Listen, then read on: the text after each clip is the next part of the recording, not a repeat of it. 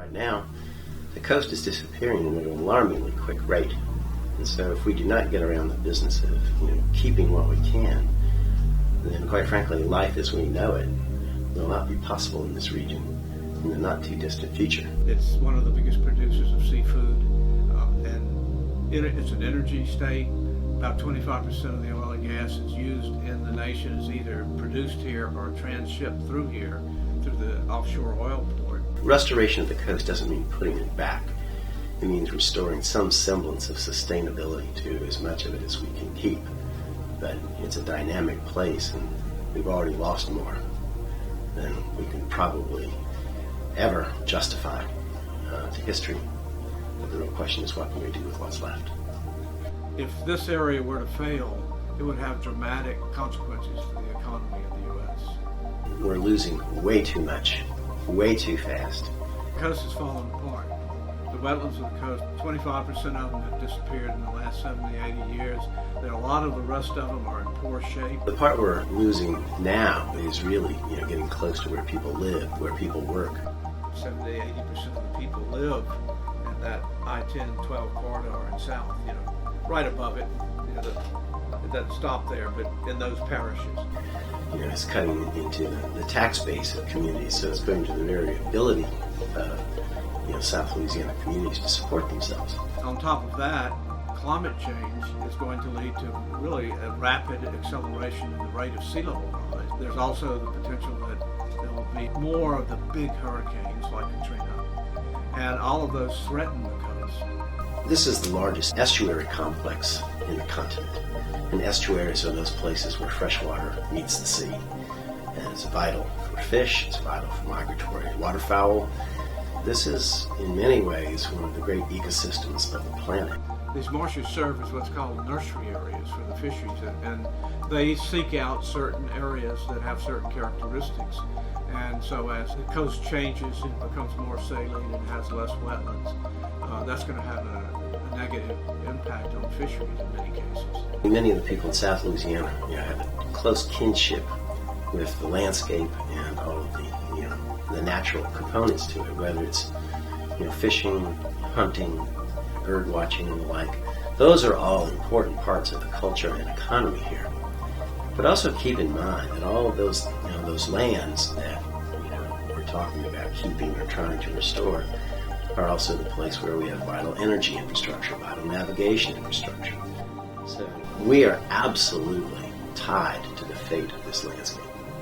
It's becoming unsafe to live down there, and the repeated hurricanes have led to a general migration inland. New Orleans is sinking, not because of anything nature did to it. This was not a below sea level city when it was founded. Up until well into the second half of the 19th century, people in New Orleans lived above sea level.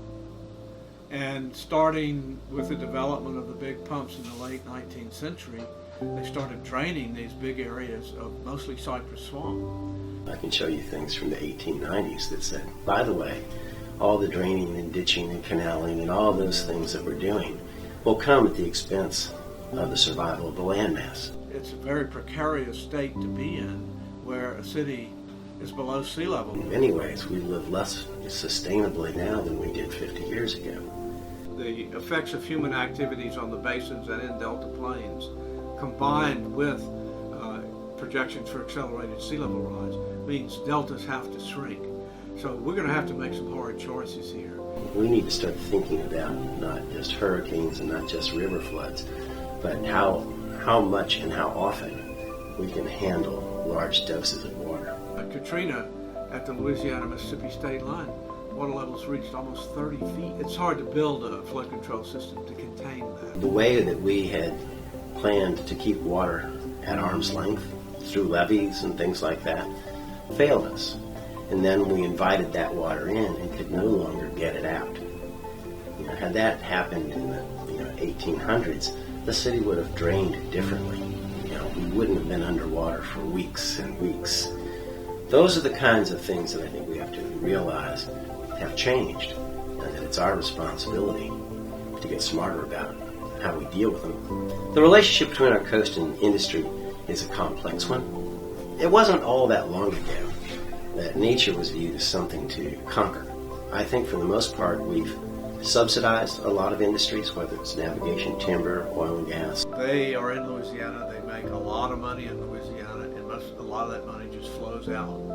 It needs to stay at home. They need to become much more responsible citizens. You won't have any economic platform here in the future if we don't find a way of reestablishing a relationship with the natural forces that built this place. New Orleans, by virtue of being in a delta, has always faced sinking. Well, over thousands of years, these things happen. Part of that's natural, that due to the consolidation and the compaction of sediments.